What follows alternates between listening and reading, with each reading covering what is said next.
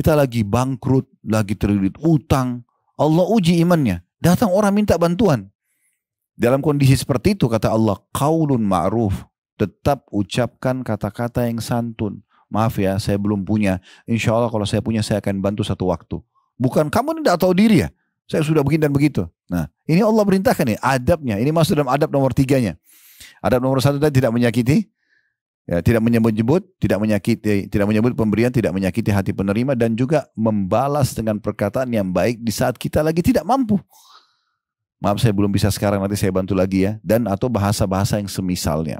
Allahu Rabbi wal Islamu dini. Assalamualaikum warahmatullahi wabarakatuh.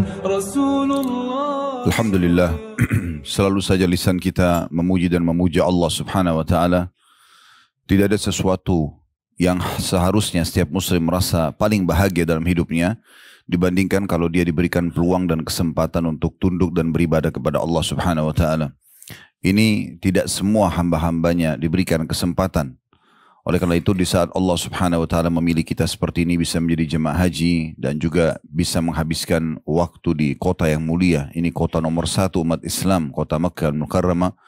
Dan juga bisa meraih pahala sholat berjamaah yang kalau sendiri saja 100.000 pahala. Kalau berjamaah dikali 27 berarti 2,7 juta pahala setiap kali sholat. Sama kalau kita sholat duhur di sini sekali, berarti sama perbandingannya 2 juta sekian pahala dibandingkan sholat di Indonesia. Beberapa hari di sini sangat mahal. Belum lagi nanti insya Allah mulai tanggal 8 kita akan masuk ke rangkaian puncak ibadah kita. Dan itu mungkin tidak semua orang juga diberikan oleh Allah subhanahu wa ta'ala kesempatan. Maka harusnya kita syukuri kepada Allah subhanahu wa ta'ala dan memaksimalkan semampu kita tentunya dalam hal-hal yang baik. Apakah itu mengerjakan ketaatan ataupun bertaubat dari dosa-dosa di masa lalu. Dan insya Allah kita juga memanjatkan selanjutnya salawat dan taslim kepada Nabi besar Muhammad sallallahu alaihi wasallam sebagaimana Allah telah perintahkan kita untuk mengucapkan salam hormat kepada beliau. Saya langsung masuk saja di Riyadhus Shalihin karena waktunya terbatas juga 1 jam. Kami sudah sampai di kitab nomor 7, kitab tentang adab bepergian jauh atau safar. Dan sudah dibahas panjang lebar bab pertamanya masalah anjuran keluar pada hari Kamis dan di pagi hari. Sedikit saya ingatkan kalau Nabi SAW sangat gemar melakukan perjalanan beliau di hari Kamis. Walaupun hari-hari lain juga boleh. Tapi itu cukup banyak riwayat yang menyebutkan dalam peperangan beliau, dalam safar beliau sangat gemar dengan hari Kamis. Dan ini sudah panjang lebar saya jelaskan sebenarnya di saat menjelaskan materinya. Di bab kedua, bab anjuran mencari teman untuk safar dan mengangkat salah seorang dari mereka menjadi pemimpin yang ditaati atau amir safar. Ini juga sudah dijelaskan, tapi kesimpulannya kalau mau safar, makin banyak orang yang safar sama kita maka makin bagus. Ya. Anjuran Nabi SAW itu 3 orang kalau bisa dan menunjuk salah satunya menjadi amir. Kecuali darurat sekali, kita memang tidak bisa kecuali safar sendirian, maka baru kita boleh safar sendirian. Tapi Nabi SAW ingatkan ya, karena bahayanya orang kalau safar sendirian itu akan sangat dekat dengan godaan-godaan syaitan dan akhirnya bisa terjerumus dalam perbuatan dosa. Nah itu yang dimaksudkan dengan masalah safar sendirian. Tapi kalau kita satu grup seperti ini kan kita bersama-sama ya, itu mungkin berbeda bahasannya. Ini sudah pernah juga saya bahas, saya harus masuk ke bab yang kita akan bahas ke depannya karena teman-teman secara online menunggu tentu lanjutannya.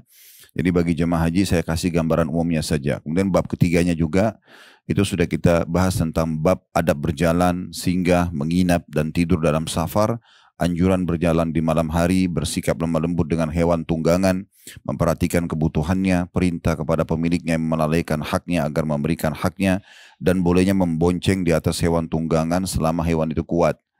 Saya kesimpulan bab ini menjelaskan bagaimana Nabi SAW menganjurkan para sahabat untuk memberikan hak hewan tunggangannya.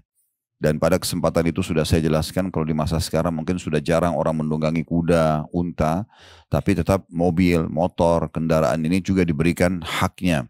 Ya mungkin sudah umum dengan memberikan bahan bakar yang cukup, memberikan waktu untuk istirahat. Semua ini bagian daripada sunnah Nabi SAW dalam safar.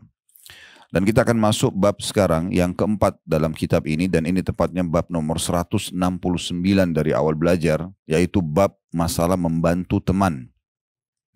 Imam Nawawi rahimahullah, salah satu imam yang sangat terkenal dan bermadhab Syafi'i, dan beliau memiliki banyak sekali buku-buku yang mulia, di antaranya yang sangat masyhur adalah buku yang sedang kita bedah.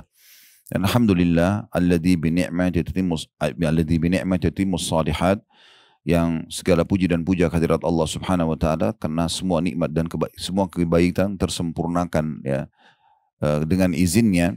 Itu kami sudah sampai di halaman 665. Jadi lebih dari setengah buku ini kita bahas ya. Dan buku Riyadhus Shalihin ini itu lembarannya kalau sampai di akhir di atas 1000 lembar, kurang lebih 1132.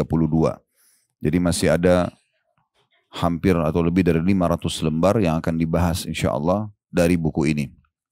Yang sudah berlalu 654 lembar dari awal belajar. Bab ini teman-teman sekalian memberikan gambaran kepada kita bahwasanya pentingnya seorang muslim selalu peduli dengan teman-temannya baik dalam safar ataupun selain safar. Namun kalau seseorang ingin mengetahui kualitas persahabatan dia dengan temannya atau temannya dengan dia, sebaliknya dia bagaimana dengan temannya, temannya bagaimana dengan dia, itu justru salah satunya dengan safar. Salah satunya dengan safar.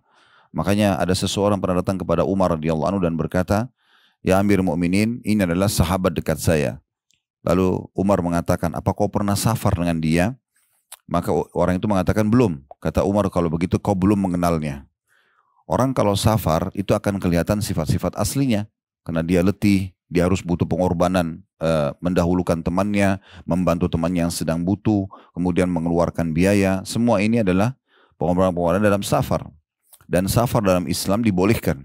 Bahkan Imam Syafi'i rahimahullah memberikan atau menyebutkan tentang keutamaan safar. Di saat safar itu dalam ketaatan kepada Allah Subhanahu wa taala. Beliau mengatakan wasafir fa fis safaru khamsu fawaidin. Dan safarlah kalian karena dalam safar akan mendapatkan 5 manfaat sekaligus. Lalu beliau menyebutkan satu persatu. Tafriju hammin. Yang pertama bisa menghilangkan rasa sedih dan sumpek. Kapan seseorang itu lagi ada masalah kemudian dia safar sejenak, dia keluar mengganti cuaca, suasana, maka akan membuat dia fresh kembali. Nah, itu diistilahkan dengan tafriju hammin. Kemudian yang kedua, waktisabu ma'isyatin. Bisa mendapatkan peluang-peluang pendapatan dalam hidup atau bisnis kalau kita bahasakan sekarang. Dengan safar, melihat peluang di negeri orang, di kota orang lain, bertemu dengan para pengusaha di sana, maka ini bisa memberikan peluang ini. Iktisabu ma'isyah. Yang ketiga, ilmun. Bisa mendapatkan ilmu pengetahuan. Kalau orang safarnya benar, maka dia selalu hanya ingin mencari hal-hal yang bermanfaat. Mungkin ilmu itu agama, dia datang kepada para ulama di negeri itu, atau dia pergi bertemu dengan atau mencari ilmu yang umum, yang memang bermanfaat bagi dia secara duniawi. Kemudian yang keempat, adabun, tata kerama. Dia akan belajar tata kerama. Beda sekali muamalah seseorang yang sering safar dengan orang yang tidak safar. Kami lihat misalnya di alam kami, para ulama, para da'i, yang sering safar dan akhirnya berinteraksi dengan negeri-negeri orang. Ya, dia bertemu dengan audiens atau mad'u, ya, orang yang didakwai berbeda-beda, karakter yang berbeda, adat istiadat yang berbeda, itu akan berbeda sekali dengan orang yang cuma duduk di kota dia dan kemudian dia berdakwah dengan satu sisi atau satu cara saja. Retorika akan berbeda. Itu juga mungkin berlaku bagi para dosen, berlaku bagi para pengusaha. Mereka kalau safar akhirnya punya banyak ragam pengalaman dari tata kerama orang-orang, maka ini akan menambah wacana dan pengalaman dia. Kemudian setelah adabun, kemudian dikatakan yang kelima, wasuhbatu majidin, dan persahabatan yang sejati. Jadi Imam Syafi'i rahimahullah memang membahasakan dalam safar itu ada manfaatnya. Di antaranya mendapatkan sahabat yang setia. Kalau teman-teman safar dengan seseorang teman, kemudian dia bisa bersabar, bahkan dia mendahulukan kita, masuk kamar hotel, misalnya dalam perjalanan kita letih, lalu digantikan bawa mobilnya misalnya contoh, nyetir mobil, atau misal dia memberikan masukan-masukan, atau pada saat mampir di rest area mungkin dia membayarkan, mungkin ya, ada pengorbanan yang terlihat, atau mungkin mendahulukan diri kita dalam hal-hal mungkin itu juga dia butuh, ya, fasilitas, tapi dia tahu kita lebih butuh misalnya. Kemudian juga mungkin pada hal-hal yang terjadi, hal tidak diinginkan, kita sakit, ya, meninggal, dia bisa membantu dan mengurus misalnya. Nah, semua itu adalah hal-hal yang bisa dinilai dari persahabatan yang setia. Itu dengan safar. Itu dengan safar. Makanya Imam Nawawi rahimahullah membabkan bab khusus dalam kitab adab safar ini, yaitu bab membantu teman. Bab membantu teman. Dalam hadis Nabi SAW yang lain, hadis yang sahih, kata Nabi SAW, termasuk amal yang paling dicintai oleh Allah adalah idkhalus surur ala qalbi muslim. Memasukkan kegembiraan dan kebahagiaan dalam hati seorang muslim. Nah ini juga bisa terjadi pada saat safar ya. Atau kalau tidak safar, misalnya dia lagi sakit kita jenguk, dia lagi butuh kita bantu, ya dia lagi sedih kita hibur. Semua ini bagian daripada ibadah dalam Islam. Ya, ibadah dalam Islam. Berapa banyak orang yang safar tidak peduli dengan teman-temannya, dengan lingkungannya. Mau orang celaka, mau orang kurang, mau orang butuh, dia tidak peduli. Padahal sebenarnya dia mampu untuk membantunya. Ingat teman-teman sekalian, dalam Islam kita punya peluang, sebagaimana kami jelaskan di materi pertama kita, tentang masalah renungan hidup. Kita bisa Bapak Ibu sekalian mendapatkan ekstra pahala dalam Islam dari semua jenis ibadah sunnah ya ataupun wajib, itu melalui dua hal. Selain yang kita kerjakan, kita sholat, kita puasa, kita sedekah, itu kita dapat sendiri. Tapi kita bisa dapat ekstra pahala di jenis ibadah yang sama dengan dua cara. Ya. Yang pertama sudah kita jelaskan, ya kalau masih ingat, itu adalah kemasan ibadah itu sendiri. Bagaimana kita mengemasnya dengan baik. Beda antara orang yang sholat malam, bangun apa adanya dengan baju dia, sholat, uduk sholat, hadap kiblat, selesai. Mungkin cuma pakai baju kaos, mungkin ibu-ibu cuma pakai daster lalu pakai habis mukena. Dia tidak khususkan ada kemasannya. Surah juga yang terlintas yang dia baca. Dengan orang yang memang sudah programkan sebelum tidur, dia mengemas sholat malamnya itu. Dia sudah siapin bajunya, dia sudah siapin sejadahnya yang terbaik, dia sudah bubuh minyak wangi, mungkin kalau ibu mau kenahnya yang baru sudah dicuci. Bapak-bapak juga ada baju khusus sholat malam menghadap kepada Allah, kemudian dia pilih surahnya, gitu kan. Dia tentukan jamnya, ini semua kemasannya. Kalau masih ingat kemarin saya jelaskan itu ya. Masih ingat gak ini? Allahu a'lam. Allahu a'lam. Oke. Itu juga dengan sedekah. Kalau kita berikan sedekah uang, kemudian apa adanya dengan kita kasih uang yang masih baru ya, atau yang terbaik. Dan sekian banyak memberikan makan. Kita sudah ceritakan istri Nabi SAW, Zainab binti Jahash radhiyallahu anha, di mana beliau orang yang pertama menyusul Nabi SAW karena tangannya panjang ya. Dan akhirnya umatul mukminin mengukur jari jangan tangan mereka setelah Nabi SAW meninggal. Ternyata yang dimaksud adalah karena beliau suka bersedekah. Semua istri Nabi suka sedekah, tapi beliau bersedekah dengan hasil tangannya sendiri. Ada upaya ekstra, kemasan terhadap sedekah itu. Dan seterusnya. Dan yang kedua, kita memarketingkan. Kita coba pasarin, kita tawarkan kepada orang-orang gitu kan. Kebaikan-kebaikan tersebut. Nah ini semua adalah bagian daripada syariat Allah Subhanahu wa taala. Intinya teman-teman sekalian, kita ini manusia makhluk sosial, tidak hidup sendiri, kita bisa mendapatkan ekstra pahala, bahkan dari kesalahan-kesalahan orang pun kita bisa dapat pahala. Orang tidak sholat kita nasihatin lalu dia berubah, kita dapat pahala, gitu kan. Orang buat kriminal apa saja kesalahan kita nasihatin, kita luruskan, ya dia terima tidak terima, nasihat itu sudah pahala. Kalau dia terima, lebih banyak lagi pahalanya dengan dia akhirnya taubat dan melaksanakan ibadah-ibadah yang saleh, ya. Makanya Nabi SAW juga mengatakan dalam hadis yang sahih, sesungguhnya yang artinya, aku menemani untuk memenuhi kebutuhan satu saudaraku muslim. Lebih aku cintai daripada i'tikaf di masjidku ini 1 bulan. Bayangkan kalau kita i'tikaf di Masjid Nabawi. Masjid Nabawi yang akan kita datangi nanti satu sholat 1000. Orang kalau i'tikaf mengikat diri di masjid, itu subuh, duhur, asar, maghrib, isya akan sholat di masjid itu. Kalau sholat sendiri 1000 pahala, kalau berjamaah kali 27. Ya. Berarti sekitar 27.000 pahala sholat di Masjid Nabawi. Belum sholat-sholat sunnahnya. Belum ibadah itikaf sendiri duduk di situ. Dan itu besar sekali keutamaan. Bahkan salah satu hal yang dianjurkan beritikaf di masjid-masjid yang mulia. Masjid Haram Mekah di akhir Ramadan. Masjid Nabawi di Madinah. Masjid Aqsa di Palestina. Kata Nabi SAW, aku memenuhi hajat satu saudaraku muslim. Satu saja. Misalnya tolong antarin saya ke alamat ini. Tolong bantu saya ini. Itu aku punya 1 kali, lebih aku cintai, maksudnya akan lebih besar pahalanya dibandingkan i'tikaf di masjidku 1 bulan. Berarti memenuhi hajat seorang muslim, teman, saudara, ini luar biasa pahalanya di sisi Allah Subhanahu wa taala. Ini bisa kita dapatkan. Sebaliknya, kalau kita justru masuk ke alam merusak hubungan atau masuk kepada ranah di mana yang kita tidak boleh masuk, seperti mencoreng kehormatan seorang muslim, ya, mengambil haknya yang kita jelaskan juga pada pertemuan lalu, itu bahaya sekali. Kata Nabi SAW, riba itu 73 bab, 73 tingkatan, ya, 73 tingkatan. Yang paling rendahnya seperti seseorang berzina dengan ibunya sendiri. Jadi kalau di bab zina, itu yang paling tinggi level bahaya zina itu adalah berzina dengan mahram. Seperti ibu sama anak, ayah sama anak, saudara sama saudari. Ini hukumnya langsung dirajam. Kalau dalam hukum Islam, kalau kepergok dirajam. Ya, kalau dalam Islam kan kalau bab zina, kalau sudah tahu Bapak Ibu sekalian, orang kalau masih bujang dan gadis berzina itu dicambuk 100 derah. Dijelaskan dalam surah An-Nur. Kalau dia sudah nikah, maka hukumnya rajam. Muhsan namanya. Dirajam mereka. Kalau kepergok dan ketahuan. Tapi kalau terjadi perzinahan antara mahram, itu hukumnya langsung rajam. Nggak pakai cambuk lagi. Karena ini bab paling level berbahaya dalam bab zina. Di bawahnya ada zina dengan istri mujahid. Istri mujahid lagi pergi berperang, dia ganggu istri, dia zina sama istri mujahid. Itu berat sekali. Di bawahnya lagi ada zina dengan istri tetangga atau suami tetangga.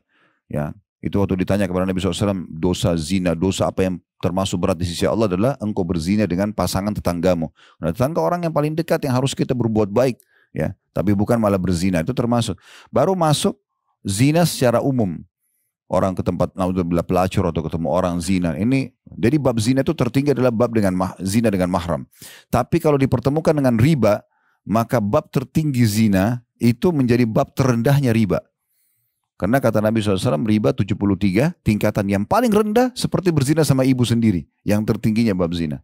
Tapi perhatikan, bukan ini yang sedang kita bahas. Lalu apa kata Nabi SAW? Dan bab tertingginya riba. Saya ulangi ya. Bab terendahnya riba sama dengan dosanya bab tertingginya zina. Ya. Sekarang kita bahas ke bab tertingginya riba. Level ke-73 dari riba itu yang tertinggi adalah setara dengan mencoreng kehormatan seorang muslim. Berarti itu luar biasa itu. Kayak menggunjing orang, memfitnah orang, nyakiti hati seorang muslim. Itu levelnya sama dosanya dengan level tertingginya riba. Nah ini nggak main-main ya. Satu sisi kita kalau buat baik sama mereka, kita dengarin permasalahannya, kita pecahkan dan segala macam, itu kita dapat pahala. Penuhi kebutuhannya, ya bantu dia, berikan utang, bantu lunasi utangnya, jenguk kalau sakit, apa saja. Permasalahan rumah tangganya, itu semua adalah hal yang luar biasa. Seperti tadi Nabi SAW bilang ya, lebih beliau sukai daripada itikaf sebulan di masjid beliau. Kemudian memasukkan kegembiraan dalam hati muslim, amal yang paling Allah cintai. Ya, kemudian juga sebaliknya kalau kita menyakiti dia atau kita masuk ke ranah kehidupan dia, mencoreng kehormatannya, menipu, mengambil hartanya, apalagi kalau sampai menumpahkan darah, maka itu adalah sama dosanya dengan yang tertinggi di level riba. Ya. Ini bahaya sekali, oleh karena itu harus hati-hati.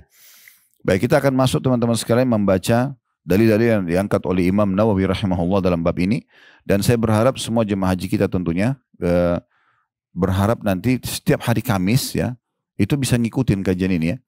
Online saja. Karena ini berjalan sudah 8-9 tahunan ya. Alhamdulillah. Ini berlanjut terus ya. Dan ini cuma 1 jam. Kalau di Jakarta itu habis duhur sampai 1 jam. Kalau duhurnya selesai jam 12, kami mulai 12.30 sampai 13.30. Kalau duhurnya ya, di atas dari itu jam 12, 12.10 baru selesai. Atau 12.20 biasanya dengan sholat berjamaah, dengan sholat ba'diyah biasanya kami mulai 13.00. Tapi ini semuanya online bisa diikuti insya Allah. Baik, dalil pertama diangkat oleh Imam Nawawi rahimahullah dalam bab nomor 169 dari awal belajar di kitab Adab Safar, bab 169 judulnya bab membantu teman. Dalam bab ini kata beliau ada banyak hadis telah disebutkan di muka seperti hadis Nabi SAW yang hadis berbunyi wallahu fi aunil abdi ma kana al abdu fi auni akhi. Allah senantiasa menolong hamba selama hamba itu menolong saudaranya. Dan dalam hadis yang lain kullu ma'rufin sadaqah. Setiap perbuatan baik akan dihitung sedekah atau pahala yang besar. Dan hadis-hadis yang semisalnya kata beliau. Hadis-hadis yang semisalnya. Artinya beliau kalau mau mengangkat hadis-hadis tentang keutamaan membantu seorang muslim, membantu teman, membantu seseorang, maka itu akan sangat banyak sekali. Maka beliau mengatakan sudah banyak hadis yang lewat sebelumnya. Lalu ada footnote di situ, beliau mengatakan diantaranya nomor hadis 250. Nah, kalau ini kan sekarang kita akan masuk hadis pertama dalam bab nomor 169 ini, hadis nomor 976. Berarti sekitar 400, 600, 700 hadis yang lalu itu ada bahasan tentang keutamaan-keutamaan berbuat baik dan menolong sesama muslim. Baik, dalam bab ini ada hadis pertamanya dan ini urutan 976 dari awal belajar. berbunyi dari Abu Sa'id Al-Khudri radhiyallahu anhu, beliau berkata, "Bainama nahnu fi safarin idh ja'a rajulun ala rahilatin lahu faja'ala yasrifu basaruhu yaminan wa shimalan faqala Rasulullah sallallahu alaihi wasallam man kana ma'ahu fadlu dhahrin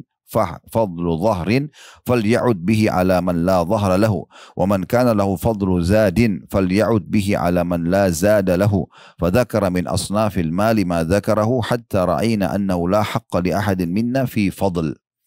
Terjemahannya, kata Abu Sa'id Al-Khudri radhiyallahu anhu, ketika kami sedang dalam perjalanan, tiba-tiba saja datang seorang laki-laki yang berada di atas hewan tunggangannya. Dia mengarahkan pandangannya ke kanan dan ke kiri, seakan-akan sedang butuh bantuan. Maka Rasulullah SAW pada saat itu bersabda kepada semua sahabat yang ada di situ, barang siapa yang memiliki kelebihan kendaraan, tunggangan, maka hendaklah memberikan kepada orang yang tidak memiliki kendaraan. Dan barang siapa yang memiliki kelebihan bekal, maka hendaklah memberikannya kepada orang yang tidak memiliki bekal. Beliau, kata Abu Sa'id Al-Khudri radhiyallahu anhu, beliau maksudnya Nabi SAW, terus saja menyebutkan berbagai macam harta hingga kami menyangka bahwa tidak ada hak bagi siapapun di antara kami atas harta yang berlebih. Hadis ini diriwayatkan oleh Imam Muslim.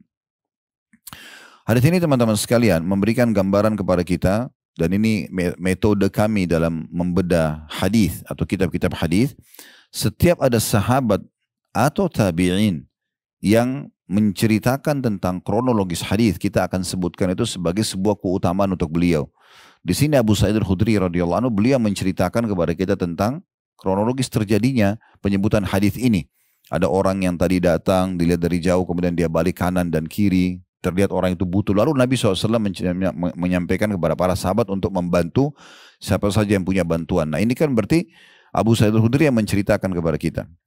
Dan juga ada beberapa sahabat kadang-kadang mereka menceritakan keadaan Nabi SAW yang mungkin kalau di masa itu orang tidak perlu. Nabi lagi duduk, Nabi lagi jalan, Nabi pakai baju ini. Biasanya ada sahabat yang menyampaikan begitu pada saat menyampaikan hadis ya. Sebelum inti hadis mereka menceritakan dulu keadaan lingkungannya. Ini nilainya sangat mahal di waktu kita sekarang. Kalau masa itu mungkin orang tidak terlalu perlu. Kayak kita sekarang lagi haji sama-sama, mungkin Bapak Ibu kalau menceritakan, Ustaz Khalid itu pakai baju warna ini dan itu. Di saat itu keadaannya duduk di kamar, kita lagi ta'lim dan itu mungkin tidak terlalu penting bagi kita sekarang karena kita semua tahu. Tapi mungkin 10 tahun lagi, 20 tahun lagi orang akan berpikir kronologis ini penting gitu kan. Oh, suasananya di Mekah ya, oh di hotel ini ya, oh begini dan begitu. Mungkin waktunya, mungkin pakaiannya itu semua bermakna. Nah seperti itulah. Nah itu seringkali para sahabat kadang-kadang di antara mereka ada yang menyampaikan secara detail sesuatu yang berhubungan dengan penyebab disebutkannya hadis ya. Dan dalam ilmu Al-Quran ada namanya sababun nuzul ya, sebab turunnya ayat. Kalau dalam hadis itu ada namanya sababul wurud, sebab disebutkannya hadis tersebut. Tentu tidak semua ayat ada sababun nuzul, enggak semua hadis ada sababul wurud, tapi kalau ada biasanya disebutkan oleh para ulama agar kita lebih memahami maksud dari ayat dan maksud dari hadis. Ya, seperti itulah. Dari hadis ini kita ambil pelajaran pertama, kedudukan Abu Sa'id Al-Khudri radhiyallahu anhu karena beliau menyampaikan kepada kita kronologis hadis ini. Kemudian yang kedua yang perlu kita garis bawahi pelajarannya, yaitu bagaimana kepedulian Nabi SAW sebagai suri tauladan.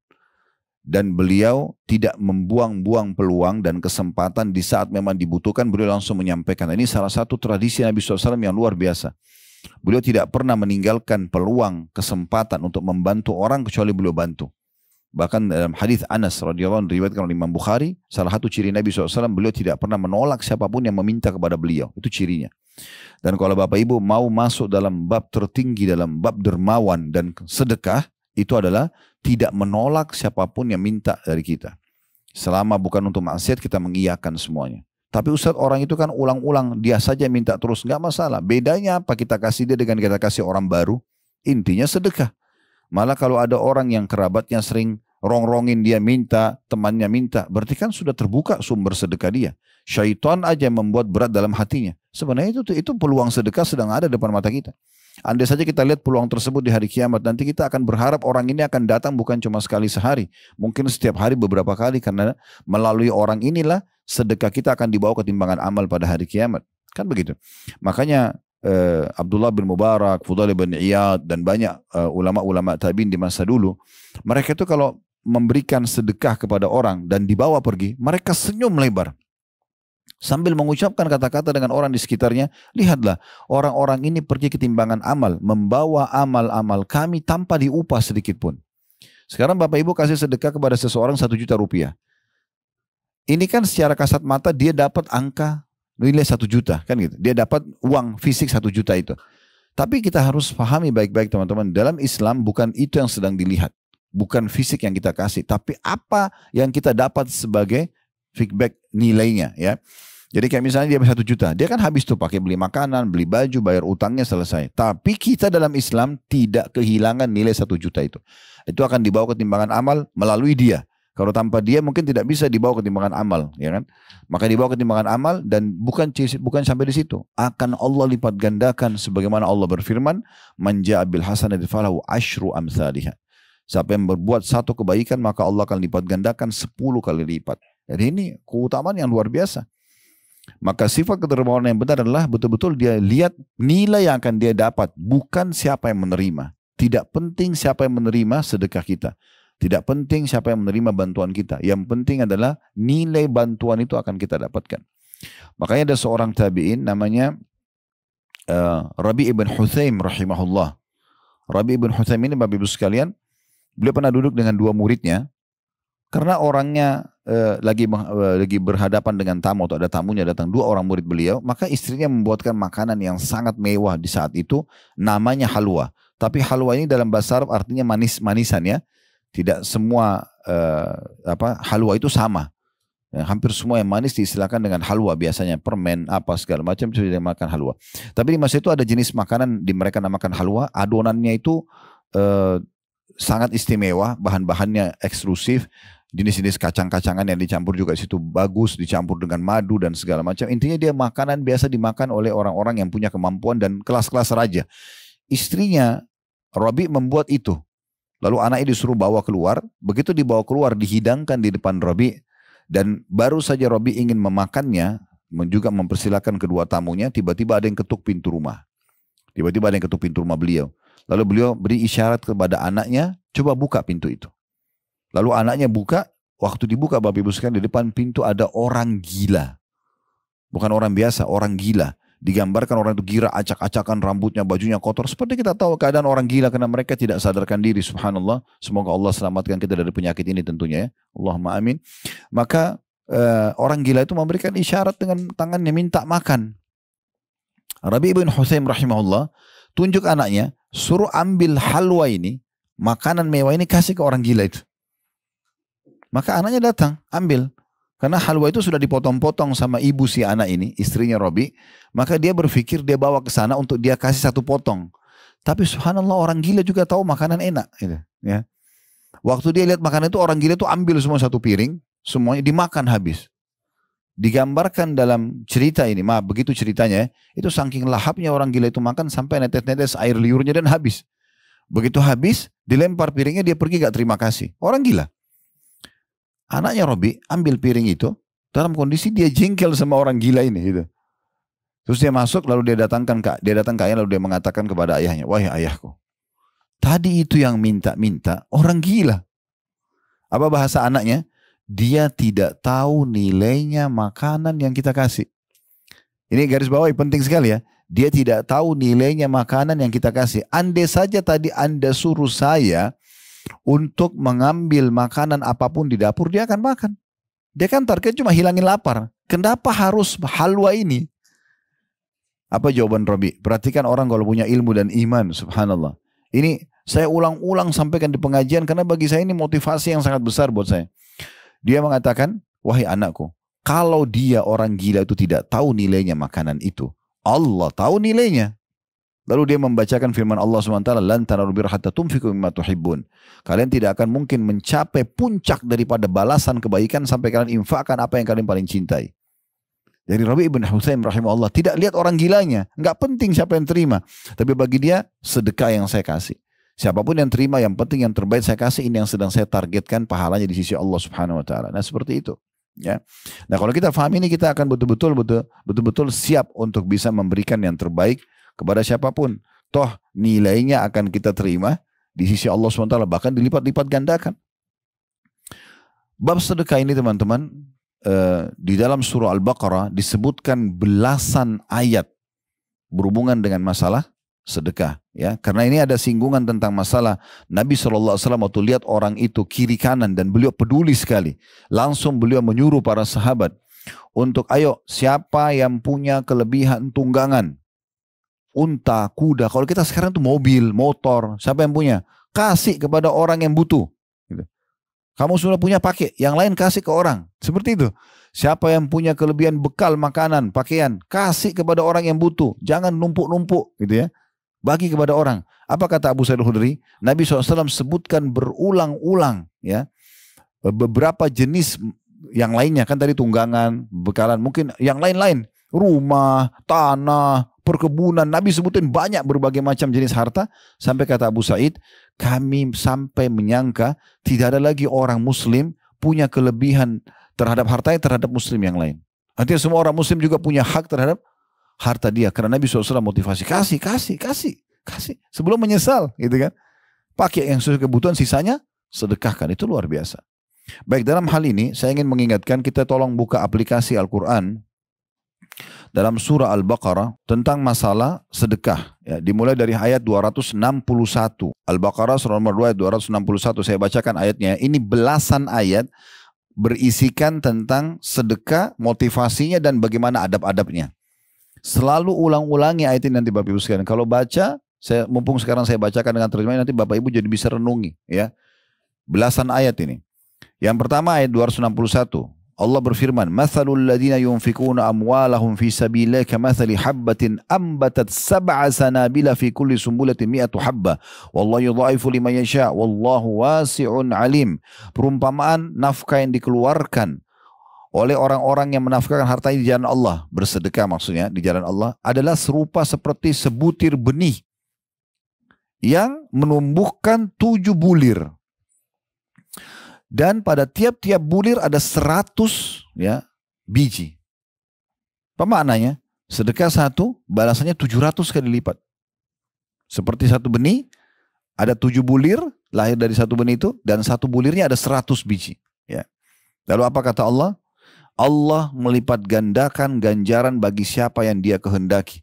Makin Bapak Ibu ikhlas dalam memberi, tidak gerutu, nggak terpaksa, makin maksimal pahalanya. Cintai sedekah itu, kasih orang. Ambil, apa-apa, silakan. Ya.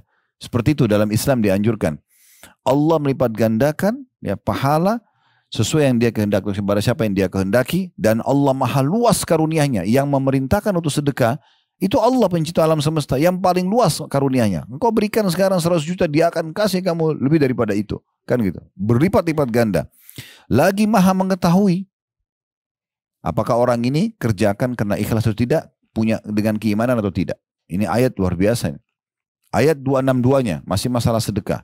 Alladzina yunfikuna amwalahum fi sabilillahi thumma la yutbi'una ma anfaqu mannan wala adzan lahum ajrum 'inda rabbihim wala khaufun 'alaihim wala hum yahzanun.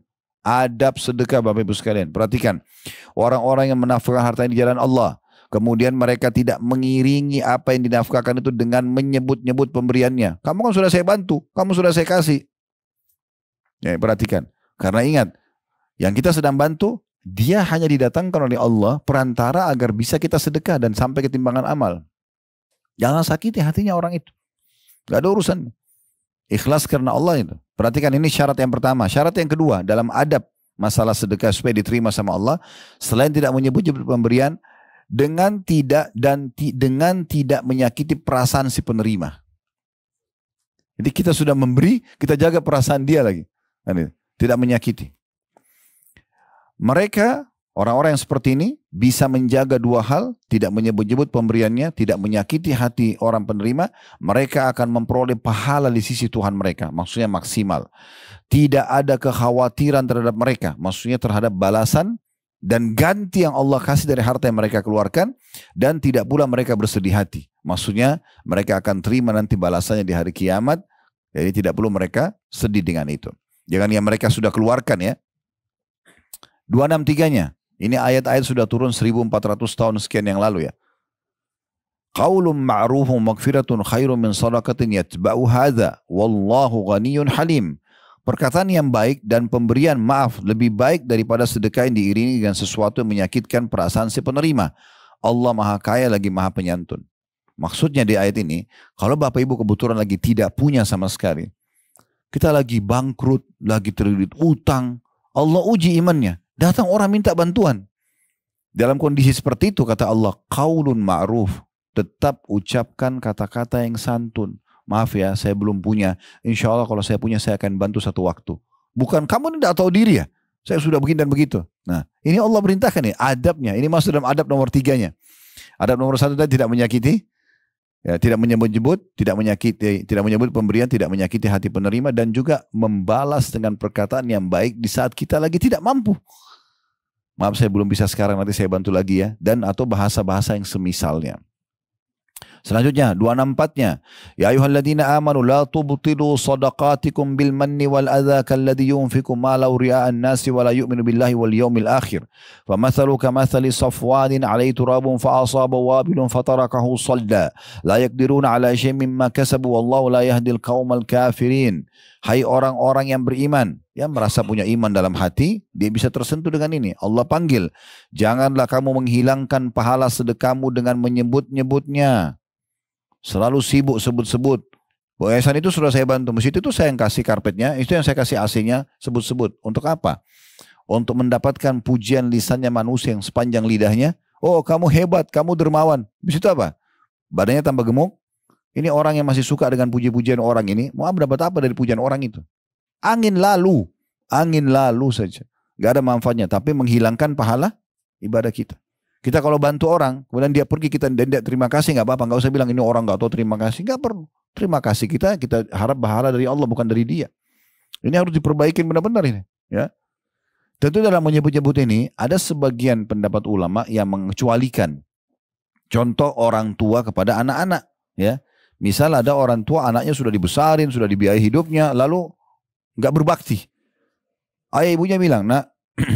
Ibu dan ayah kan sudah besarkan kamu dengan baik. Kenapa begini balasannya? Itu kan seperti menyebut kebaikan. Itu nggak masuk dalam balahin.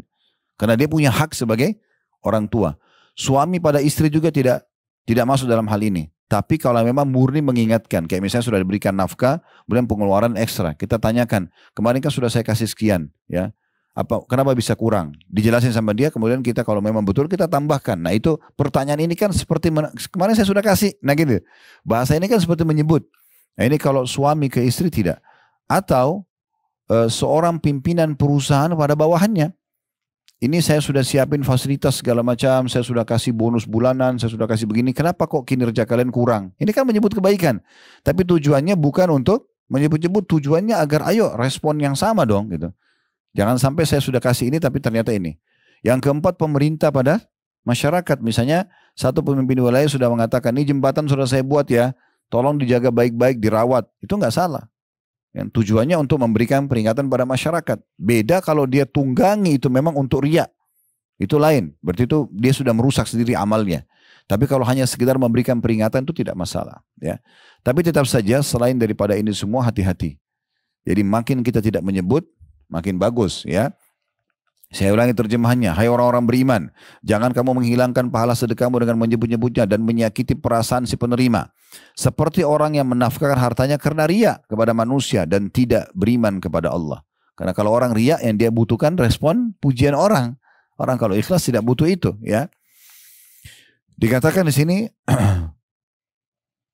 seperti orang yang menafkahkan hartanya karena riya kepada manusia dan tidak beriman kepada Allah dan hari kemudian. Maka perumpamaan orang itu seperti batu licin yang di atasnya ada tanah. Ada batu licin, di atasnya ditaruh tanah. Ya. Kemudian batu itu ditimpa hujan lebat. Lalu menjadilah dia bersih, tidak bertanah lagi. Mereka tidak menguasai sesuatu pun dari apa yang mereka usahakan. Dan Allah tidak memberi petunjuk kepada orang-orang yang kafir. Maksudnya apa? Orang kalau beramal karena riya, Bapak Ibu sekalian, ibaratnya tadi seperti batu licin ditaruh pasir. Pasir itu kayak amalnya dia. Ya. Dihantam dengan hujan yang lebat, hilang semuanya. Tidak ada nilainya. Nah seperti itulah. Selanjutnya 265-nya. Wa mathalul ladina yunfikuna amwalahum ibtigha'a mardatillahi wa tathbitan min anfusihim kamathali jannatin birabwatin asabaha wabilun fa'atat ukulaha dhi'faini fa in lam yusibha wabilun fatal. Wallahu bima ta'maluna basir. Dan perumpamaan orang-orang yang membelanjakan hartanya karena mencari keridhaan Allah, ikhlas karena Allah, dan untuk keteguhan jiwa mereka, supaya iman nancap dalam hatinya, supaya dia selalu termotivasi untuk mengerjakan kebaikan. Seperti sebuah kebun yang terletak di daratan tinggi, yang disiram oleh hujan lebat, maka kebun itu akan menghasilkan buahnya 2 kali lipat. Jika hujan lebat tidak menyiraminya, maka hujan gerimis pun sudah memadai. Dan Allah Maha melihat apa yang kamu perbuat. Dari sini juga tentu ada, kalau orang mau adakan penelitian ilmiah ini bagus sekali ya. Bagaimana Allah berikan perumpamaan kalau kebun-kebun itu di atas daratan tinggi, di hujan lebat 2 kali lipat hasil panennya, gitu kan. Tapi kalau hujan gerimis bisa cukup dengan 1 kali panen. Tapi ini penelitian butuh sendiri. Tapi Allah SWT berikan perumpamaan orang yang mencari keridhaan Allah Subhanahu wa taala dalam sedekah, maka akan mendatangkan lipat ganda daripada hasil sedekahnya itu. 266-nya, ayawaddu ahadukum an takuna lahu jannatun min nakhilin wa anabin tajri min tahtiha al-anharu lahu fiha min kulli thamarati wa asabahu al-kibar walau dhurriyyatun du'afa'u fa asaba yasarun fi narun fahtaraqat kadzalika yubayyinullahu lakumul ayati la'allakum tatafakkarun. Apakah ada salah seorang di antaramu yang ingin mempunyai kebun kurma dan anggur yang mengalir di bawahnya sungai-sungai?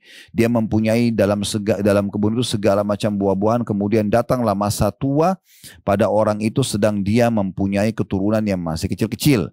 Maka kebun itu ditiup angin keras dan yang mengandung api lalu terbakarlah. Demikian Allah menerangkan ayat-ayatnya kepada kamu agar kamu berfikir. Artinya kalau orang ria, orang pamer, seperti itu keadaannya. Seperti kebun-kebun yang sudah subur, ya, kemudian hancur dengan Allah datangkan hama, Allah datangkan masalah, sehingga habis semuanya. Ayat 267-nya, ya ayyuhalladzina amanu anfiqu min thayyibati ma kasabtum wa mimma akhrajna lakum minal ard wa la tayammamul khabitha minhu tunfikuna wa lastum bi akhidhi illa an tughmidu fi wallahu wa'lamu anna Allah ghaniyyun hamid. Ini adab keempatnya nih. Enggak menyebut-nyebut, tidak menyakiti perasaan, kemudian kalaupun tidak punya maka qaulun ma'ruf, perkataan yang baik. Nah yang keempatnya perhatikan ini. Ya, ini adab yang luar biasa dalam bersedekah. Ya, ini sudah 1400 tahun yang lalu Bapak Ibu sekalian. Tolong renungi baik-baik. Kata Allah, hai orang-orang beriman, nafkahkanlah di jalan Allah sebagian dari hasil usahamu yang baik-baik. Atau bahasa terjemahan lebih-lebihnya yang terbaik. Keluarkan yang terbaik. Makanan jangan makanan sisa, makanan yang masih bagus, baju yang masih baru atau bagus, gitu loh, ya. Berikan yang terbaik. Ingat, jangan lihat si penerima, lihat perintah Allah dan berharap balasannya. Kalau kita selalu melihat si penerima, kita akan selalu menilai-nilai. Orang ini sudah berapa kali saya bantu, orang ini begini dan begitu. Jadi kita tidak maksimal dalam sedekah. Gak usah lihat siapa penerimanya, mau orang itu atau orang lain sama saja. Intinya sedekahnya, kan itu. Tidak penting siapa yang menerima, sudah kita jelaskan tadi. Ini luar biasa nih, kata Allah, hai orang beriman, nafkahkan di jalan Allah sebagian dari hasil usahamu yang baik-baik dan sebagian dari apa yang kami keluarkan dari bumi untuk kamu. Apa saja hasil bumi, gitu kan? Lalu apa? Perhatikan ini dalam sekali Allah ingatkan. Dan janganlah kamu memilih yang buruk-buruk lalu kamu menafkahkan darinya. Buah-buah hasil panen yang busuk-busuk, yang cacat, ini sedekahin aja. Yang bagus-bagus dijual. Nah itu Allah bilang, jangan pilih yang busuk-busuk, yang buruk-buruk baru kamu sedekahkan. Pilih yang paling baik, kasih. Bapak Ibu beli buah-buahan, sebelum makan suami istri sama keluarga, kasih dulu pembantu yang bagus-bagus tuh. Keluarkan, nih setengah buat mereka, atau beliin produk yang sama buat mereka. Mau sedekah pakaian yang bagus, maksimal. Beli baju tertentu, beli baju yang sama sedekahin ke orang lain. Itu maksimal dalam sedekah. Gitu kan? Jangan tunggu rusak, robek, baru kasih orang. Daripada dibuang, daripada rusak. Nih, pahalanya juga daripada, kan itu. Ya. Ini luar biasa dalam sekali. Dan jangan, kata Allah, janganlah kamu, ini orang-orang beriman dipanggil, memilih yang buruk-buruk lalu kamu menafkahkan daripadanya. Padahal kamu sendiri tidak mau mengambilnya, yang kamu keluarkan itu, melainkan dengan memincingkan mata terhadapnya. Kayak orang yang nggak mau. Sekarang kita keluarin baju bekas itu, makanan bekas itu, mau nggak? Kalau kita yang dibalik, kita penerimanya. Mungkin kita tidak akan menerima kecuali memincingkan mata, kayak nutupin mata sebelah, nggak mau. Nah, itu Allah mengatakan gitu. Dan ketahuilah bahwa Allah maha kaya dan maha terpuji. Yang suruh kamu kasih yang terbaik ini Allah yang maha kaya, dia akan balas. Kenapa ragu? Kan gitu. Mau dapat ikan paus pakai kapal tanker. Ini pakai kail, nggak bisa. Kan itu. Kotak amal lewat 2.000, 5.000, minta kesehatan, keturunan, keselamatan. Wah, bakhil. Ya, mana caranya? Kenapa ketawa? Tahu diri. Nah, iya, kasih yang terbaik di jalan Allah. Allah kasih yang terbaik. Selalu cari korek kantong. Kadang-kadang ada orang koin kecil ditarik. Bunyi celengan masjid tang gitu. La haula wala quwwata. Kasih orang miskin kadang-kadang gitu ya. Buka jendela kecil, tangannya cuma keluar. Kadang-kadang kalau ada, alhamdulillah dulu ada teman-teman kita yang bantu driver di rumah gitu. Kalau dia buka jendela ke sedekah kasih orang miskin, dibuka. Ya akhi, sebentar. Buka jendela antum semuanya. Lihat orang itu. Kasih dengan senyum dan pilih yang terbaik. Itu ada berapa? 100.000, 50. Kasih yang terbaik pada orang ini. Ini enggak buka jendela kecil 100 rupiah lagi. La haula wala quwwata illa. Baik. 268. 268 ini menunjukkan tentang bagaimana Allah yang Maha Kaya menyuruh kita selalu dermawan, sedekah, dan yang membisikkan kita supaya tidak sedekah dan dermawan itu syaitan. Allah bongkar siapa sebenarnya yang selalu membuat bisikan kita, udahlah nggak usah, itu orang mampu, mungkin anak pinjaman, 1001 alasan. Itu semua bisikan syaitan. Bisikan siapa? Syaitan. Ya, jangan ikuti ya. Ingat, Allah berfirman, "Asy-syaitanu ya'idukumul faqra wa ya'murukum bil fahsya, wallahu ya'idukum maghfiratan minhu wa fadla, wallahu wasi'un alim." Syaitan menjanjikan atau menakut-nakuti kamu dengan kemiskinan. Dia yang bilang, jangan kasih, nanti kurang, kamu juga butuh. Supaya kita tidak sedekah. Ya. Syaitan, kata Allah, menjanjikan atau menakut-nakuti kamu dengan kemiskinan dan menyuruh kamu berbuat kejahatan. Dalam kurung terjemahnya apa? Baca coba. Di situ terjemahannya. Kikir. Kejahatan itu yang Allah maksudkan kikir. Kikir terhadap diri sendiri, kikir pada orang lain, itu kejahatan. Kriminal dalam Islam. Dosa besar. Imam Mazhabi rahimahullah masukkan bakhil itu dosa besar. Coba bayangin. Kita dermawan. Makanya sering saya sampaikan, Islam menyatakan pangkal kaya sedekah. Kapitalis mengatakan pangkal kaya nabung. Ketemu nggak? Satu keluar, satu simpan. Nggak bakal ketemu. Mustahil ketemu. Suruh keluarin pangkal kaya, dia tidak nabung terus. Jadi nggak bakal bisa. Nabung ini mati selesai. Ya, akan jadi hartanya orang lain. Makanya kata Nabi SAW dalam hadis Bukhari, siapa di antara kalian yang lebih senang hartanya dia kelola sendiri sehingga maksimal, atau dikelola oleh ahli warisnya, nanti kalau dia mati. Maka kata para sahabat, tentu ya Rasulullah, kami ingin kami yang kelola harta kami. Kata Nabi SAW, yang kalian infakkan semasa hidup kalian, kalian kelola sendiri. Karena kalian bawa ke akhirat. Yang kalian tabung-tabung, itu ada yang dikelola ahli waris. Allahu a'lam, dibangun masjid atau tidak nanti, jadi wakaf tanah atau tidak, kita nggak tahu ahli waris kita. Kenapa tidak semasa hidup kita lakukan itu? Kan gitu. Ingat, saya sering tekankan ini dalam tablik akbar serial sahabat teman-teman sekalian. Hampir puluhan sahabat yang sudah kami bedah tablik akbar sebulan sekali di Blok M itu. Rata-rata mereka yang kisahnya kaya raya. Abu Bakar, Utsman bin Affan, Talha bin Ubaidillah, Sa'ad bin Ubadah, dan banyak sahabat-sahabat yang lain dari ridwanullah itu kaya raya. Mereka pada saat meninggal, harta warisnya untuk dibagi, itu dihitung kalau rupiah sekarang ratusan miliar. Ahli warisnya dapat masing-masing. Bukan satu orang gitu ya. Dan itu ternyata bukan hasil tabungan. Itu datang beberapa hari sebelum mereka meninggal. Karena rutinnya bersedekah. Coba. Bukan dari tabungan. Tapi dari sedekahnya. Nah ini mumpung 10 awal Zulhijjah. Lagi haji. Ayo sedekah. Keluarin jalan Allah SWT. Ini luar biasa ini. Saya ulangi. Syaitan menjanjikan atau menakut-nakuti kamu dengan kemiskinan. Dan menyuruh kamu berbuat kejahatan dalam kurung kikir. Tafsirnya itu. Sedangkan Allah menjanjikan untukmu yang suruh kamu sedekah, ampunan dari sisinya dengan sedekah. Dan juga karunia, rezeki. Allah datangkan gantinya. Dan Allah maha luas karunianya. Allah kalau balas, berlipat-lipat ganda. Dan maha mengetahui. 269. Yu'til hikmata man yasha. Wa ma yu'tal hikmata faqad utiya khairan katsira. Wa ma yadhakkaru illa ulul albab. Allah menganugerahkan al-hikmah. Atau dalam kurung kepahaman terhadap Al-Quran dan Sunnah. Belajar seperti ini jadi faham, oh ini Allah berfirman, oh Rasulullah bersabda. Jadi kita termotivasi mengerjakan, itu hikmah namanya. Faham ilmunya, mau mengamalkan, itu hikmah namanya. Allah menganugerahkan hikmah kepada siapa yang dia kehendaki.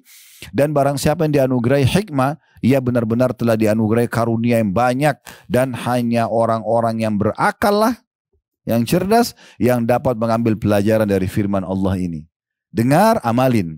Tidak ada gunanya, oh tadi ceramahnya bagus. Ya tidak ada manfaatnya buat saya, nggak ada buat Bapak Ibu, nggak ada manfaat. Amalin, praktekin. Gitu. Itu yang penting. 270-nya. Wa ma anfaqtum min nafaqatin aw nadartum min nadrin fa innallaha ya'lamu wa ma lidh-dhalimina min ansar. Apa saja yang kau nafkahkan dan apa saja yang kamu nazarkan, niatkan, maka sungguhnya Allah mengetahuinya. Orang-orang yang berbuat zalim tidak ada seorang penolong pun baginya. Teman-teman coba pekah ya. Setiap kali ada peluang sedekah jangan disia-siakan. Tidak usah lihat orang yang tawarkan. Lihat peluang yang Allah kasih. Ada yang ajak untuk bantu masjid, ada yang ajak untuk pesantren, ada yang ajak untuk sumur, ada yang itu raih kesempatan itu. Di saat itu Allah sampaikan di kuping kita supaya kita punya peluang di situ, punya catatan amal di situ. Belum tentu kesempatan terulang sama. Saya pernah punya pengalaman Bapak Ibu sekalian, ada satu radio Islam waktu itu beberapa belas tahun yang lalu di Jakarta kena petir, ya. Ininya kan tiangnya itu. Kemudian dia buka sumbangan, donasi, butuh sekian gitu. Saya lihat, oh ini bagus nih. Oke, itu waktu itu habis asar. Dan insya Allah besok habis subuh saya akan sedekah, bantu. Habis subuh besok saya telepon, udah tidak ada. Udah diambil orang. Udah selesai. Loh, saya mau bantu Pak, nggak bisa Pak, sudah selesai ditutup. Udah nggak bisa, sudah selesai donasinya. Coba, berarti peluangnya sudah hilang. Hitungan jam itu. Jadi jangan sia-siakan, belum tentu. Belum tentu orang yang sama yang datang minta itu kemudian dia bisa lagi datang untuk minta sama kita, belum tentu. Di saat itu Allah mau catat amal soleh kita di saat itu. 271-nya, in tubdus sadaqati fa ni'mahi wa in tukhfuha tu'tuha al-fuqara fa huwa khairun lakum wa yukaffiru ankum min sayyi'atikum wallahu bima ta'maluna khabir. Jika kamu menampakkan sedekahmu harus depan orang, apa boleh buat ini orang lihat karena ini orang lagi minta depan orang lain, maka itu adalah baik sekali kata Allah. Tidak ada masalah. Jangan karena depan orang, nanti kalau saya infak, kasih dia nanti riya. Itu kan bisikan syaitan juga. Supaya kita tidak infak. Kasih aja. Nanti setelah itu kalau syaitan bisikin, itu orang puji kamu. A'udzubillahi minasyaitonirrajim. Tepis. Kan gitu. Maka itu baik sekali kata Allah. Dan jika kamu menyembunyikannya di saat orang tidak tahu. Antum lagi sendirian di kantor, di rumah. Ada yang tiba-tiba keluarga WA, tolong bantu saya. Lalu kita transfer diam-diam. Tidak ada yang tahu. Udah. Disembunyikan. Ya. Dan jika kamu menyembunyikan dan kamu berikan kepada orang-orang fakir, maka menyembunyikannya lebih baik bagimu. Dan Allah akan menghapuskan dengan sedekah itu dari kamu sebagian dosa-dosa atau kesalahanmu. Dan Allah mengetahui apa yang kamu kerjakan. 272-nya, laisa 'alaika hudahum walakinna Allah yahdi man yasha wa ma tunfiqu min khairin fali anfusikum wa ma tunfiqu illa ibtigha'a wajhillah wa ma tunfiqu min khairin yuwaffa ilaikum wa antum la tudhlamun. Bukanlah kewajibanmu menjadikan mereka mendapat petunjuk, akan tetapi Allah lah yang memberi petunjuk atau memberi taufik kepada yang dikehendakinya. Kayak sekarang kami sudah sampaikan begini, saya tidak bisa paksa Bapak Ibu, ayo keluarkan. Saya cuma bilang ayo lakukan gini-gini. Tapi saya nggak bisa awasin ketuk-ketuk rumahnya, Bapak Ibu sudah sedekah belum? Kan tidak mungkin. Bukan tugas kami.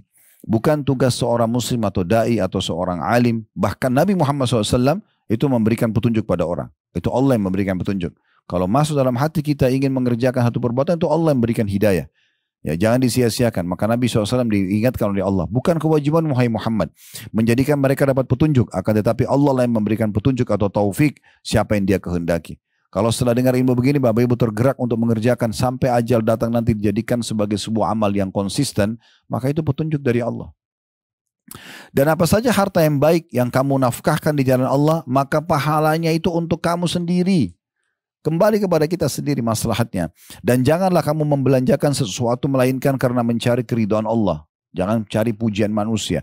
Dan apa saja harta yang baik, yang terbaik yang kita miliki yang kamu nafkahkan, niscaya kamu akan diberi pahalanya dengan cukup, sedang kamu sedikit pun tidak akan dianiaya. 273-nya, lil fuqara'i alladziina uhsiru fi sabilillahi la yastati'una darban fil ardi yahsabuhumul jahilu aghniya'a minat ta'affufi ta'rifun bisimahum la yas'aluna an-nasa ilhafa wa ma tunfiqu min khairin fa innallaha bihi alim. Berinfaklah kepada orang-orang fakir yang terikat oleh jihad di jalan Allah. Nah, hari-hari sekarang Palestina nih. Ya, teman-teman kita di Palestina. Ini insya Allah biidznillah ta'ala tidak ada halangan. Beberapa hari ini sudah ada yayasan sosial yang pemimpinnya itu pengajar di Masjid Aqsa lagi datang di Mekah. Yang kemarin sudah masuk di rekening, ada kami buka rekening untuk Palestina itu kita akan alokasikan ke situ insya Allah. Nah kalau Bapak Ibu yang berminat juga bisa langsung memberikan kepada beliau, tidak ada masalah. Mudah-mudahan sempat ketemu nanti di hotel atau di kemah ya. Nah itu nanti yang teman-teman yang pernah ke Aqsa sama kami pasti kenal beliau, ya, Dr. Amjad ya. Baik, di sini intinya selain daripada itu pun, tapi di hari sekarang kan memang Palestina ya, tempat orang sedang berjihad. Berinfaklah kepada orang-orang fakir yang terikat oleh jihad di jalan Allah. Mereka tidak dapat berusaha di muka bumi. Kata teman-teman di Gaza, di Rafah, mereka tidak bisa buat apa-apa sekarang. Bekerja nggak bisa, cuma cari bagaimana bisa hidup ya. Orang-orang tidak tahu, menyangka mereka ya orang kaya karena memelihara diri dari minta-minta. Kamu kenal mereka dengan melihat sifat-sifat ya mereka. Mereka tidak meminta kepada seseorang secara mendesak, dan apa saja harta yang baik yang kamu nafkahkan di jalan Allah, maka sungguhnya Allah Maha mengetahui. Dari ayat ini teman-teman, ya sebelum kita tutup ya, nanti ayat terakhir 274, setelah itu sudah masuk masalah riba. Ada bedanya antara orang yang menjemput bola, mencari pintu sedekah, dengan orang yang tunggu peluang datang baru dia sedekah. Ini beda sekali nih, antara langit sama bumi. Yang paling afdal, orang yang sengaja keluar mencari pintu sedekah, dia merasa butuh. Antum yang keluar cari mana yayasan ini, mana orang miskin ini, antum yang keluar, itu pahalanya maksimal. Dibandingkan orang tunggu nanti ada yang minta baru dia kasih, itu pun masih negosiasi sama syaitan. Ya, kasih yang mana nih, 50.000 atau 100.000, udahlah 50.000 cukup. Iya iyakan syaitan. Beda sekali. Jadi di sini Allah SWT ingatkan kepada kita, kalau kamu temukan ada orang tidak minta-minta, tapi kelihatan dari cirinya orang susah. Kelihatan rumahnya gubuk, kelihatan bajunya biasa. Gak usah tunggu orang minta, kasih aja. Kan gitu. Kasih langsung, selesai. Ya, bahkan sedekah itu luar biasanya bisa pada orang kaya pun. Orang tua kita walaupun sudah mampu, kita bisa belikan mobil, kita bisa belikan rumah, berikan baju terbaik, tidak ada masalah. Kan gitu. Itu poin tidak kalah penting, harus diperhatikan. Makanya Allah bilang, kalau kamu berinfak dan menemukan ada orang yang tidak minta-minta, sebagian orang mengira mereka orang mampu karena tidak mau mengemis. Justru itu bagus untuk dikejar. Jadikan mereka kantong-kantong kita. Ya. Rumah-rumah anak yatim, yayasan sosial, jadikan donatur tetap teman-teman sekalian. Kemarin kalau nggak salah waktu kita lagi manasik di Ritz Carlton, Ustaz Rahmat sudah saya minta jelasin. Salah satu kegiatan kita ada yayasan sosial kan. Kami berharap Bapak Ibu bisa jadi donatur tetap. Atau yayasan lain, silakan. Sebenarnya enggak usah lihat kami yang nawarin. Bapak Ibu itu peluangnya untuk itu. Ada wadahnya kan itu. Atau di yayasan mana saja. Kelebihannya kalau kita di donatur tetap, berarti kalau kita bantu misalnya ini ya, saya bantu makannya anak yatim 100 orang 1 bulan, atau keluarga miskin. Itu kan berarti kita sudah berinfak untuk 1 bulan ke depan. Itu bagus sekali. Dibandingkan kita pada saat ada peluang saja. Itu penting sekali, sehingga kita sudah rutin. Ya, sudah mengisikan setiap dari pendapatan kita 1 bulan sekian gitu. Baik, terakhir ayat 274-nya tentang masalah sedekah. Jadi bayangkan dari ayat 261 sampai 274. Belasan ayat semua masalah sedekah. Ini selain dari surah-surah yang lain ya. Tapi di sini yang paling banyak di dalam surah Al-Baqarah ini. Alladzina yunfikuna amwalahum bil-laili wan-nahari sirran wa alaniyatan falahum ajrun 'inda rabbihim wala khaufun 'alaihim wala hum yahzanun. Orang-orang yang menafkahkan hartanya di malam dan di siang hari secara sembunyi-sembunyi dan terang-terangan, maka mereka akan mendapat pahala di sisi Tuhan mereka dan tidak ada kekhawatiran terhadap mereka, maksudnya dari hilangnya pahala atau hilangnya harta, dan tidak pula mereka bersedih hati. Ya. Di sini bayangkan, kata ulama tafsir, Allah menyebutkan orang yang menginfakkan hartanya di malam dan siang hari. Maknanya sepanjang malam dan sepanjang siang. Tidak ada waktu terbatas. Ini penting ya. Misal contoh teman-teman lagi lewat, ada masjid taruh celengan di pinggir jalan. Sering kita lihat di Indonesia kan. Antum lewat nih, pagi hari ke kantor. Sudah sumbang. Nih 10.000, 100.000 taruh. Pulang sebentar sore, sumbang lagi nggak? Hah? Benar. Benar. Kadang-kadang syaitan bisikin kan? Kan sudah tadi. Kan sudah tadi. Ini kalau ada syaitan di sini nanti dia marah sama saya. Tidak apa-apa, kita bongkar kedoknya saja. Jadi jangan pernah berhenti menyumbang walaupun di kotak yang sama. Berulang kali 1 hari gak ada masalah. Itu dermawan di situ. Berarti kan dia masih butuh karena masih ada kotaknya kan? Mungkin tadi belum cukup. Kalau perlu mampir sebentar di masjid itu, ini butuh apa masjid ini? Oh butuh ini nih 150 juta. Udah saya tutupin semua. Clear. Supaya nggak ada lagi kotak amalnya. Itu benar. Ini 10.000. Habis itu lewat sore kan sudah tadi pagi. Malaikat catat nanti. Dia bilang sudah tadi pagi. Jadi memang luar biasa nih. Membuka pintu Kedermawanan ini luar biasa. Dan puncaknya tadi saya bilang adalah tidak menolak ya siapapun yang minta. Baik, dua hadis terakhir, ini sudah lewat waktunya. Baik, dua hadis terakhir dalam bab ini kita tutup dengan ini insyaallah. Hadis nomor 977 dari awal belajar dan hadis kedua dalam bab ini berbunyi dari Jabir radhiyallahu anhu bahwasanya Rasulullah sallallahu alaihi wasallam bersabda, "Annahu arada an yaghzuwa faqala ya ma'syaral muhajirin wal ansar, inna min ikhwanikum qauman laysa lahum malun wala 'ashirah." فليضم أحدكم إليه الرجلين أو الثلاثة فما لأحدهما من ظهر يحمل إلا عقبة كعقبة يعني أحدهم قال فضمنت إلى اثنين أو ثلاثة ما لي إلا عقبة كعقبة أحدكم من جملي. Bahwasanya ini kata Jabir radhiyallahu anhu ya, Nabi SAW ingin berangkat perang. Maka beliau bersabda, wahai sekalian kaum muhajirin dan ansar. Ini sudah mau pergi berperang. Beliau panggil semua muslimin. Waktu itu istilah muhajirin yang datang dari Mekah, ansar penduduk asli Madinah. Tapi semua muslimin. Sesungguhnya ada sejumlah orang dari saudara-saudara kalian yang tidak memiliki harta dan tidak memiliki keluarga. Gak ada hartanya miskin, gak ada keluarganya, gak ada pasangan hidupnya. Maka hendaklah salah seorang di antara kalian menampung 2 atau 3 orang kepadanya. Tampung di rumah kalian, penuhi kebutuhannya, jadi sebagai donatur tetapnya. Gitu. Ya. Ambil mereka tuh yang tidak mampu, keluarga miskin, orang susah, ya, dan seterusnya. Sampai pada tingkat selain kebutuhan juga, masalah sampai pada pernikahannya, sampai masalah anak akikah anaknya, apa ini tidak mampu kita penuhi gitu. Maka hendaklah salah seorang dari kalian menampung 2 atau 3 orang kepadanya, maksudnya ke rumahnya atau di bawah tanggungan dia. Sehingga seseorang dari kami tidak memiliki kendaraan yang dikendarainya melainkan hanya hak giliran seperti hak giliran saja salah seorang dari mereka. Maksudnya kalaupun sampai kendaraan kalian cuma 1, tapi untuk membantu saudaranya yang lain akhirnya dia bisa bergilir menggunakan kendaraan itu sudah bagus ya, lakukan itu kata Nabi SAW. Jabir berkata, maka saya menampung 2 atau 3 orang dan saya tidak memiliki giliran menaiki unta saya melainkan seperti giliran salah seorang di antara mereka. Hadis riwayat Abu Daud. Jadi kalau unta itu di masa itu seperti kita punya mobil cuma 1. Tapi karena ada muslim lain yang butuh, digilir lah. Oke, jam sekian sampai sekian saya pakai ya. Jam sekian kamu pakai, si A, lalu si B pakai. Digilir, kata Jabir, saya punya unta, tapi karena saya disuruh oleh Nabi tadi untuk menampung 2-3 orang, maka saya bagi unta saya itu untuk saya pakai dalam 1 hari dengan mereka berdua. Dan saya dapat waktu persis sama dengan mereka, nggak ada bedanya. Ya. Begitu luar biasanya anjuran dalam Islam untuk memenuhi dan membantu kebutuhan seseorang, ya, dan itu pahalanya sangat besar. Dari hadis ini teman-teman sekalian kita mengambil pelajaran yang pertama, bagaimana agar setiap muslim memotivasi muslim yang lain, mulai dari dirinya kemudian orang lain, agar jangan sampai membiarkan ada satu muslim pun yang susah di depan mata dia. Usahakan dia selalu pekah dalam melihat ini. Setiap orang miskin bukan hanya dikatakan oh iya miskin ya, oh iya sudah ya. Tidak. Lakukan sesuatu. Teman-teman yang di lampu merah kadang-kadang jual barang. Mungkin kita tidak butuh. Baik, tetap buka jendela, kasih uang. Beli barang yang menggembirakan, beli barangnya. Nanti sedekahkan lagi kepada orang lain. Kenapa cuma oh iya dia jualan saya nggak butuh, selesai. Mana dermawannya ini. Orang itu diterik matahari.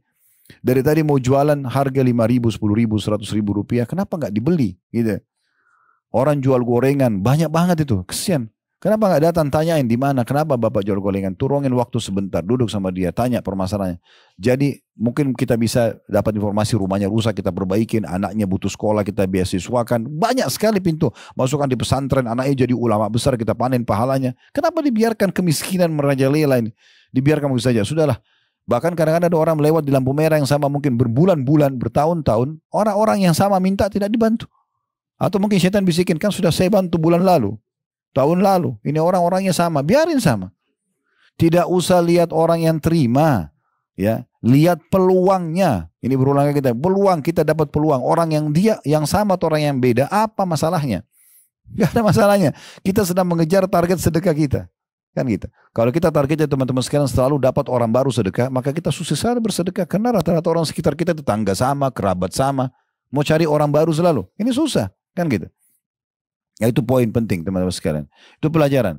Kemudian pelajaran yang kedua, pentingnya seorang muslim peduli dengan muslim yang lain.